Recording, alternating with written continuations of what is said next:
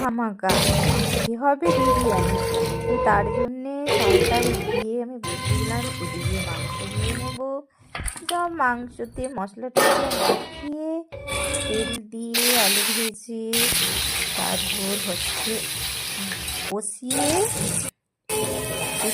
এবারে পেঁয়াজ টেয়াজ দিয়ে ভালো করে মাংসটাকে জাস্ট কষিয়ে নেব। তারপরে সবাই বলে যে আমি রান্না দেখাই, আমরা দেখিয়ে না গো, দেখিয়ে হওয়ার কিছু না।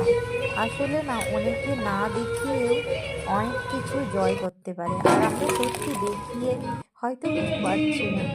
কারণ আমার অনেক ফেসবুকের বন্ধুরা না, কিন্তু আমার অনেক রিলেটিভই আমার অনেক শত্রু আছে। তো শত্রুগুলো আমাকে ফলো করে ফেসবুকে, তাই হচ্ছে আমার ভালো কিছু হয় না, এটা সত্যিই কথা। কিন্তু তাও দেখিয়ে দিই। সেই যে বলে না, দেখবি জ্বলবি আর রুটির মধ্যে ফুলবি। তো দেখো এদিকে আমার ভাত হয়ে গেছে। তোমরা তো জানো বিরিয়ানি করতে কীভাবে করতে হয়। প্রথমে মাংস দিয়ে দিতে হয়, তারপর ভাত, তারপর মশলা, তারপর সব কিছু কী বলবো, যাই বল, জৈত্রী, সব দিয়ে দিতে হয়। এবারে ঢাকা দিয়ে